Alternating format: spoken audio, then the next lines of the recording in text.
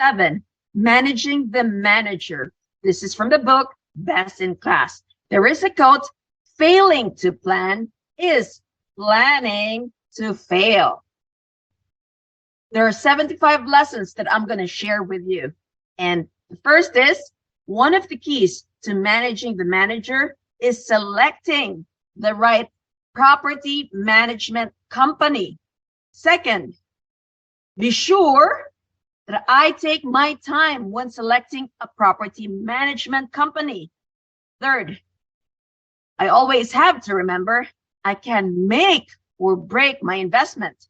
Fourth, I want a property management company that aligns with my goals, flexible in its approach, has infrastructure, utilizes technology, extensive experience in type of assets I am looking to purchase. Fifth, I need to meet with the owner of the property management company, the regional manager, and the other staff in person. Six, I do not take this step lightly because it could be the difference between a successful deal or a deal that fails. So stay tuned for 76 questions to ask a property management company. Seventh, once I have selected my property management company, do I just sit back and let it manage my property? Right? Wrong. Eighth, managing the manager takes planning and it takes work. Ninth, it is not an easy task. I need to apply the guidelines and build systems to hold the manager accountable that will go a long way in getting the deal, the property to operate efficiently and execute my business plan. 10th, push back and be in control. The first thing to remember when managing the manager is, this is my property and or my company's property and not the property management company. 11th, the property management company is there to support me, to support my investors and execute my business plan. 12, I should not be afraid to push back and be in control. 13th, yes, the property managements are there with their experienced experts. They are the experienced experts, but they do not always have the right answers. Not always have the right answers because they're often stuck in their ways. 14th, the property manager can be in archaic business. Archaic means old. It's like Jurassic Park due to its very tight margins and necessary overhead. 15th, if I want to see things done differently, I need to communicate my vision to my manager, and I need to guide them. They should not guide me. I need to guide them through the process. I need to be clear about my expectations. I need to hold them, this is very important, accountable. 16th, trust, but always verify. Verify every week. 17th, trust is important with working with a property management company, but blind trust can be, oh my goodness, can be abused. 18th, a prudent accountability. Prudent means it's showing care and thought for the future. A prudent accountability process is essential. Accountability, again, the word important, accountability. 19th, in the end, I will always, I get what I inspect. So that means I have to inspect in order to get the outcome I want. 20th example, a unit is being renovated. I have been told by the property management that it is complete, Ria, but really, the reality is there's still a few more touch-up items left to do, and it won't be ready for 2 to 3 days. You think it's just 2 to 3 days?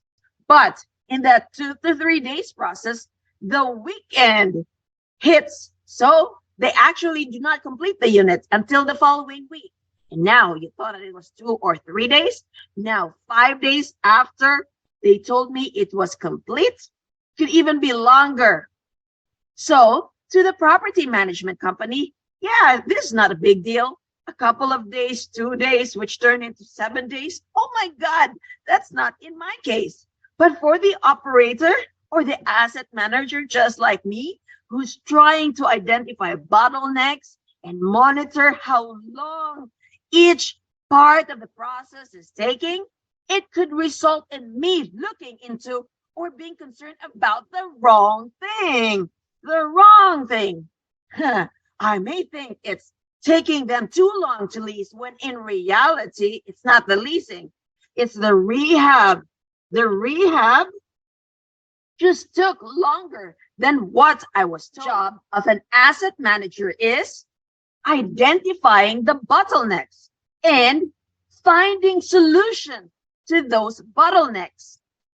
If I don't verify what's really happening, it's tough to identify the right issues. Now, 22nd, another example, the visibility of signage. It is a key component to driving traffic to my property, the signage and the visibility of the signage. Now, in the evening, it's crucial that there's enough ample lighting throughout the property, but also on the signage advertising. The signage advertising of the property. Most of the time, the property management staff, they're only there during the daylight hours and they're gone before it's even dark. So it is not often they will be able to identify issues with lighting, and they may assume it works if there are no complaints. Now, it's important to verify my signage visibility and if it is well lit so that people can see it. I may think that the signage is just not driving traffic to the leasing office, when in fact, it could just be the simple lighting that is the issue. 23rd, make things measurable and traceable. Famous saying again, if I cannot measure it, I cannot manage it. If I cannot measure it, how do you expect I would manage it? 24th, owning or operating a multifamily apartment is operating a multi-million-dollar business. I repeat again, multi-million-dollar business, and should be run that way. 25th, if I want my business to excel, and if I want to beat out my competition, this is what I must do. 26, I must measure and I must track the performance of my property in multiple categories. This will allow me to get the information and data I need to make the good, solid business decision. Otherwise, all I'm doing is shooting in the dark, and that does not do me any good. 27, it is important to ensure the property management company understand this and make things measurable and traceable. 28th, example, my leads for the future residents are low. They're down. Oh my goodness. And I asked the property management company what is going to drive more leads to my property. The property management simply replies, well, we will start marketing one. This is not measurable. This is not traceable. And this is not acceptable. Acceptable answer is, again, measurable and traceable. The property management company should say, we will market this on 3 platforms. Now, it will cost X this much, and we will provide a weekly report that tracks the results of the leads so we can see which platform is performing best. So this is the weekly report, and this is the number of leads. So for example, they advertise on apartments.com, they advertise on Zillow, they advertise on TurboTenant. Now, they should have the number of leads for apartments.com. They should have the number of leads for Zillow. They should have the number of leads for the TurboTenant on a weekly basis. The other thing I would ask my property management is, what is the cost per lead and what is the conversion? All right? Cost per lead and what is the conversion? 30th, document all calls and or meetings. Things get forgotten easily, and this is why documenting conversation matters. It allows me to go back and to keep track of things that needs to get done. Also, it helps me to hold the property management accountable. And this go back to things being traceable. So the recordings are very important. Every week, I need to document my conversations with a property management company in a spreadsheet. I need to create separate tabs for each week so I can go back to prior week. Follow up in business is very important. If I am not following up on previous discussions with my property management, I will be surprised at how much is not getting done that I thought it was being done or is already done. 32nd, put systems in place. 33rd, if I'm a syndicator, I am managing OPM, other people's money, which means I better not be waiting for something to go wrong. 34th, I should instead be putting systems in place to always reduce or eliminate risk. I need to be proactive and never reactive. 36, I do not wait for the property management to tell me when something is not right. I need to see and I need to ask questions before things even go wrong. 37th, most managers by default are very reactive, in which is why I need the systems in place to help my team look to future and be prepared. 38, systems is another way to separate me from my competition. 39, managing properties is all about who puts on the most fires most efficiently and who reduces the number of fires they have. If I do this effectively, I will have a stronger business than my competition. Systems help me achieve this. Systems weave proactivity into my day-to-day functioning. All this won't seem so important when things are going well. Now, when things are going wrong, I will wish I had systems in place in advance. 40th, waiting for things to go wrong is a bad idea. Things will not always go according to plan, which is why being proactive is important and it allows me to recover much faster than others. 41, speed to implementation. 41, property visits. I must visit my property to check in on the property manager. If I do not, how will I really know what is going on with the renovations, with the projects, and the overall conditions of the property? The others visit their property every other week until major work has been completed. But if I live in the area, I will visit it every day or every few days in a week. Because why? This is a multi-million-dollar business. Others, once it is stabilized, we visit once per month. Now, if I am in the area and I live 2, 3 minutes, 30 minutes down, I will visit it more often. Why? Because this is a multi-million-dollar business. The devil is in the detail. Remember, the devil is in the details, the granular details of things. If I'm not there seeing it for myself, I will not know the quality of work being done. Now, even if I'm there and I do not know what I'm looking for, then I'm like blindly looking. So it is important that I go there, but I also know what to look for, right? Pictures are not enough as they can be taken at deceptive angles or can be doctored, especially with today's technology. 42nd, walk all vacant units and walk all units under renovation during every visit. I never know what I'm going to find or what the talking point will come up because of this. 43rd, if the property management companies I knows that I never visit, do you think they'll care? What incentive does it have to keep it in shape? So, what do you think? Never. You always have to go there and check your property.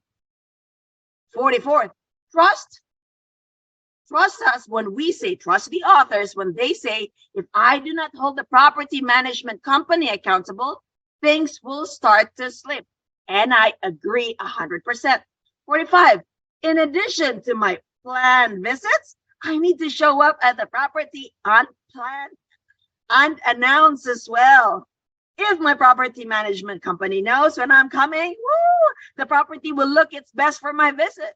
It could be a surprise to discover what goes on day to day if I show up unannounced. And if the property management companies give you a headache, gives you a problem because you show up there unannounced, they must be hiding something. You better think twice on your property management company.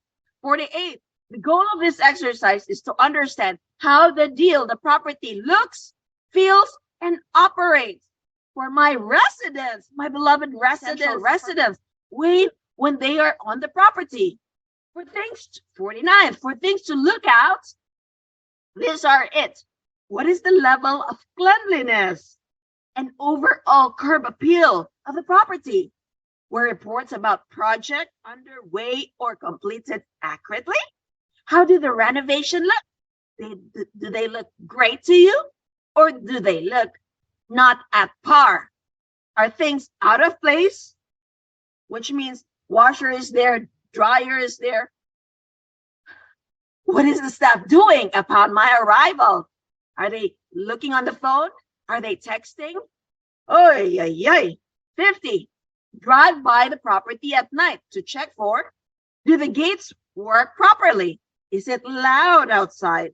Are there people causing any disturbance? Do the lights work? Are the lights adjusted properly? Does the property feel safe?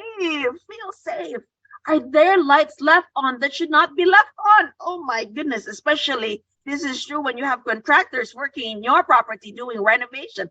They just leave all the lights turned on, all the heat turned on, or all the AC turned on. Why? Because they do not care, because they're not paying for it. So have your check to make sure that all the lights, all the appliances are turned off when they're not there. 51. These are all things I cannot discover if I do not visit the property. 52nd, always trust the manager, but verify the trust and check on the property. Do this even if I must have somebody there, whether you hire somebody or whether it's part of your team. 53rd, my property management company should be handling these things, but, okay? But this is very important. The only way to ensure they are done is to check on them from time to time and hold the property management accountable. 54th, weekly calls with reports. Am I having weekly calls with the property management? If not, I should be. Now, even if you do have weekly calls and you do not know what you're trying to look for, then that's another problem. And that's why you're here listening to me, because I'm sharing these lessons with you right now. So awesome. To continue, this is where we discuss the current projects, the upcoming projects, the property performance, the property challenges, and the KPIs.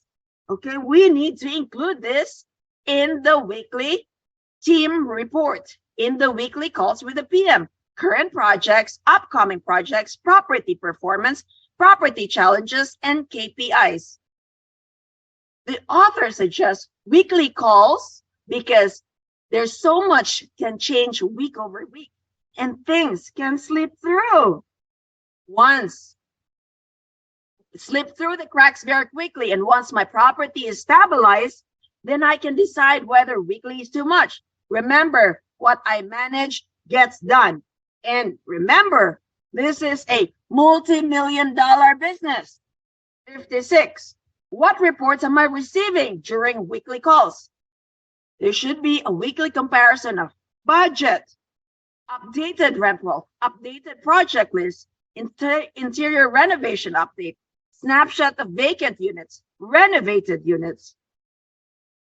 I should receive a weekly report of occupancy, of pre-list units, of traffic counts, of conversions, of vacant units rented, of vacant units not rented, of move-ins, move-outs, ready units, down units, delinquent counts, delinquent amounts, lease expiration, work orders received, works order completed, month-to-month date total income received, reasons for cancel, denials, move out, large repairs, and any other suggestion.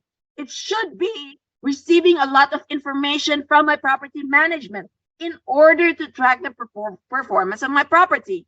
58, access to the property management software. I gotta have access to their software.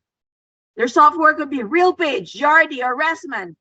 59, these weekly reports are only snapshots of my property's performance. Therefore, 60th, for ideal monitoring, I should have access to the software to view up-to-date and daily statistics. Whew.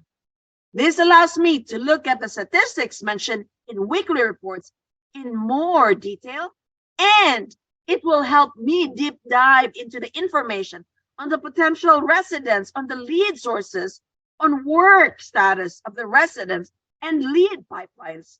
These statistics allow me to see trends and get a feel for the flow of the traffic.